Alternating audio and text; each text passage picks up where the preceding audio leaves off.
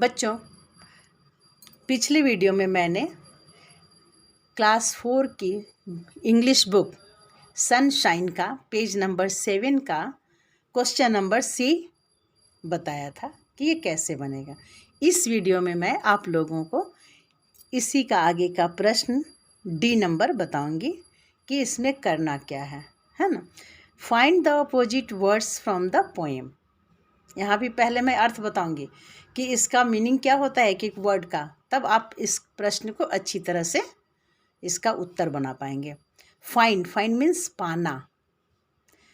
The opposite words, opposite means उल्टा शब्द। तो वर्ड्स है यानी अनेक शब्द हैं, तो हम लोग उल्टा नहीं बोलकर क्या बोलेंगे, उल्टे शब्द। यानी फाइंड द अपोजिट वर्ड्स यानी उल्टे शब्द बताएं, पाएं। फाइंड माने होता है पाना या खोजना। फ्रॉम द पोएम, ये पोएम से इसको भी खोजना है। पोएम में इसके अपोजिट वर्ड्स हैं। तो यहाँ देखिए, जैसे NEAR, नियर। नियर का अर्थ क्या होता है आप लोग को पता है क्या? नियर मीन्स नज़दीक। तो नियर का उल्टा क्या होगा? नज़दीक का उल्टा क्या होता है? दूर। तो नियर का मतलब हो गया पास, नज़दीक, और उसका उल्टा होगा दूर। तो इंग्लिश में दूर को क्या कहते हैं? फार। तो देखते हैं हम पोएम में अब ये है कि नहीं यहाँ पे। तो हम लोग यहाँ खोजेंगे। देखिए यहाँ पे है फार। तो ये नियर का अपोजिट वर्ड हो गया। क्या हो गया? FAR, फार। फार मीन्स दूर। आगे देखते हैं THESE, दीज। दीज का अर्थ होता है ये सब, है ना। जैसे नज़दीक की चीज़ें अगर हम दिखाते हैं तो बोलते हैं ये सब। जैसे मैं यहाँ बोल सकती हूँ दीज वर्ड्स यानी ये सब शब्द। और ठीक इसका उल्टा हो जाता है दोज। दोज मीन्स वो सब। दूर की चीज़ें हम जब दिखाते हैं तो बताते हैं दूर की चीज़ें दोज, नज़दीक की चीज़ें दीज, है ना, ये सब और वो सब। तो यही है। तो यहाँ पे दीज है, इसका अपोजिट होगा दोज। अब देखते हैं कि बुक में ये दोज वर्ड्स दिया है कि नहीं दिया है ना। बच्चों आप लोग भी खोजें। ये देखिए यहाँ पे है दोज। तो दिखा आप लोगों को क्या? THOAC, those. दोज मीन्स वे सब। देखिए यहाँ पे बच्चा जो दिखा रहा है ना, ये दोज बता रहा है। दोज मीन्स वो सब। अगर नज़दीक में बताएंगे हम ऐसे उंगली करके कि देखिए ये बच्चा, तो ये दिस होगा। यहाँ बहुत सारे लोग, जैसे मैं यहाँ ऐसे उंगली करके दिखाऊंगी तो दिज स्टार्स कहूँगी। लेकिन बच्चा ऐसे दूर की चीज़ों को दिखा रहा है। देखिए कैसे दिखा रहा है, दूर का दिखा रहा है, तो ये हो जाएगा दोज।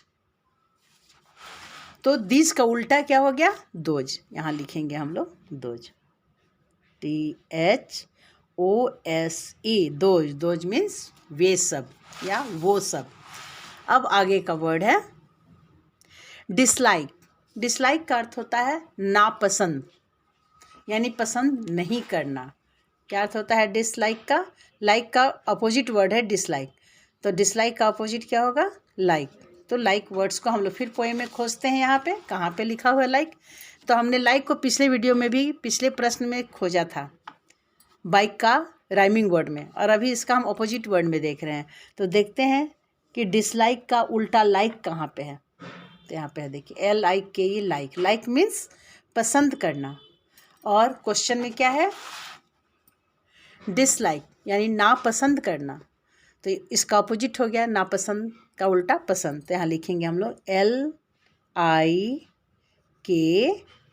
लाइक। लाइक मीन्स पसंद करना। आगे का वर्ड है गोइंग, GOING, गोइंग। गो मने होता है जाना, और ING लगा देने से रहा। गोइंग मतलब जा रहा। तो गोइंग का उल्टा क्या हो जाएगा? जा रहा का उल्टा क्या होता है? कमिंग, आ रहा है। गोइंग मीन्स जाना, जा रहा है, और कमिंग मीन्स आना, आ रहा। तो गोइंग का उल्टा कमिंग होगा। हम लोग इसमें देखेंगे कि कमिंग कहाँ पे लिखा हुआ है। तो कमिंग फर्स्ट लाइन में ही है, COMING, कमिंग। तो यहाँ पे हो जाएगा इसका राइमिंग वर्ड, ये सॉरी अपोजिट वर्ड हो जाएगा कमिंग। गोइंग का अपोजिट कमिंग। बच्चों, अगर आपको इंग्लिश अच्छी करनी है ना तो शब्द आप बढ़ाइए। अगर आपको शब्द कोश बढ़ेगा तो आप इंग्लिश बहुत अच्छी तरह से समझेंगे। जैसे कि अगर यहाँ तो बुक में दिया हुआ खोजना आसान हो गया, लेकिन आपको माइंड में भी ये सारे शब्द रहने चाहिए कि बुक में नहीं है तो भी हम अपने माइंड का शब्द कोश से उसको निकालें और यहाँ पे फट से लिख दें, है ना। अब आगे का एक वर्ड है हेट, HATE, हेट। हेट मतलब होता है घृणा करना। यही डिसलाइक जैसा ही शब्द है हेट। हेट मतलब घृणा करना। तो घृणा करना का भी उल्टा हो सकता है, लाइक कर सकते हैं इसको हम कि लाइक और हेट, है ना। तो यहाँ भी हम लाइक लिख सकते हैं। तो लाइक का अर्थ पसंद करना भी होता है, ये डिसलाइक का भी अपोजिट वर्ड है, और हेट का भी अपोजिट वर्ड है लाइक, क्योंकि हेट मीन्स होता है घृणा करना और लाइक मीन्स पसंद करना। तो I like it, I hate it, है ना, ऐसा बोलते हैं। तो हेट का उल्टा क्या होगा? लाइक। तो यहाँ हम लोग फिर से क्या भर देंगे? Like, LIKE, like. Like means पसंद करना। बच्चे जब आपस में एक दूसरे से नाराज़ होते हैं खेलते खेलते तो बोल देते हैं आई हेट यू, है ना, और पसंद करते तो यही बोलते हैं आई लाइक यू। तो लाइक यू, हेट यू। ऐसे हेट का उल्टा लव भी होता है, I love you, I hate you. अब है स्टार्टेड। स्टार्टेड यानी शुरू करना। तो ये स्टार्टेड जो है इसमें ईडी लगा हुआ है। मेन वर्ड क्या है इसमें? स्टार्ट। स्टार्ट यानी शुरू करना, ईडी लगा दिए तो हो गया स्टार्टेड, यानी शुरू किया। तो शुरू किया, उसका अपोजिट क्या होगा? उल्टा क्या होगा? खत्म किया या समाप्त किया। तो समाप्त करने का अंग्रेजी होता है फिनिश। ये पास्ट टेंस में है तो हम भी पास्ट टेंस का ही शब्द खोजेंगे फिनिश का। फिर आ जाइए पोएम के पास और यहाँ देखेंगे हम लोग कि कहाँ लिखा हुआ है। तो यहाँ देखिए फिनिश्ड। तो ये जो है ना फिनिश, फिनिश माने होता है खत्म करना, समाप्त करना। ईडी लगा दिए तो समाप्त किया। तो हमको ईडी लगा हुआ ही वर्ड चाहिए। क्यों चाहिए? क्योंकि स्टार्टेड है, स्टार्ट में ईडी लगा हुआ है ना, तो हमको फिनिश में भी ईडी लगाना होगा। तो लिखेंगे फिनिश्ड, FINISH। फिनिश मतलब समाप्त करना। यहाँ ईडी लगा है तो ईडी। अगर ये केवल रहता स्टार्ट तो हम लिखते फिनिश, लेकिन स्टार्टेड तो फिनिश्ड।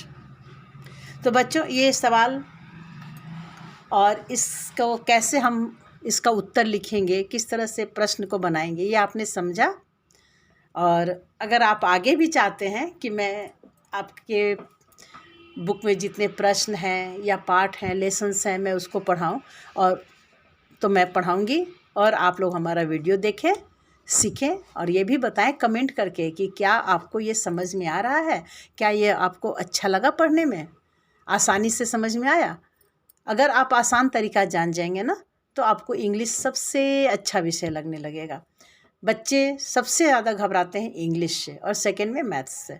मैं मैथ का भी क्लास लेती हूँ, मैंने मैथ्स का भी वीडियो बनाया है। अगर आप मुझसे मैथ पढ़ें या मेरा वीडियो देखें तो मैथ में भी आपकी रुचि बहुत जग जाएगी।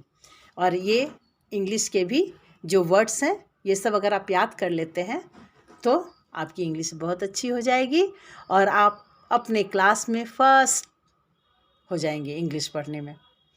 छोटा छोटा पैराग्राफ्स आप भी लिख सकते हैं, अपने बारे में लिख सकते हैं, मम्मी के बारे में, पापा के बारे में, दोस्तों के बारे में, कोई चीज़ के बारे में, अपने बैग के विषय में 5 वाक्य लिखिए, अपने दोस्तों के बारे में लिखिए, अपनी पेंसिल्स के विषय में, कुछ पर भी 5 वाक्य लिखना शुरू कर दीजिए, क्योंकि आपने बहुत सारे शब्द सीख लिए हैं।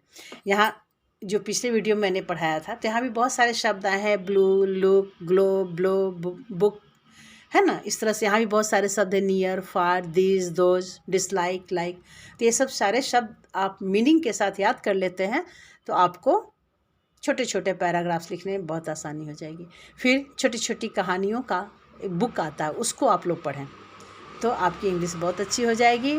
फिर आप इंग्लिश की बुक ही पढ़ना पसंद करेंगे। तो बच्चों सुबह उठिए, ये वर्ड्स मीनिंग याद कीजिए, सबका हिंदी में शब्द भी आप लोग अर्थ लिख लीजिए।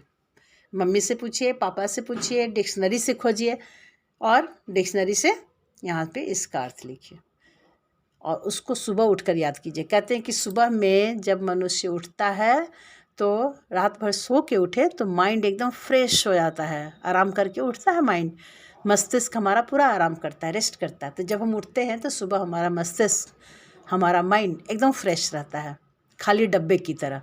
तो खाली डब्बा में जिस तरह से हम बहुत सारी चीज़ें भर सकते हैं, उसी तरह से हमारा माइंड जब खाली रहता है तो हम जो भी याद करेंगे ना वो उसमें अच्छी तरह से भरेगा।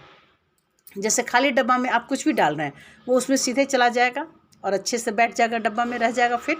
उसी तरह से खाली मस्तिष्क में जब आप इन वर्ड्स को याद कर लेंगे, इन शब्दों को याद कर लेंगे, तो आपका माइंड खाली है, ये सारे माइंड्स में आपके सेट हो जाएंगे, फिर ये आप कभी भी भूलेंगे नहीं।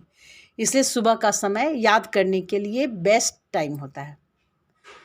तो चलिए बच्चों, अब आप लोग अगले प्रश्न के लिए, अगले पाठ पढ़ने के लिए, मैथ सीखने के लिए, हिंदी ग्रामर समझने के लिए यानी हिंदी व्याकरण, मेरा वीडियो आप देखते रहिए। मेरे वीडियो का अगर सब्सक्राइब करेंगे तो आपको मेरा वीडियो खोजने में परेशानी भी नहीं होगी।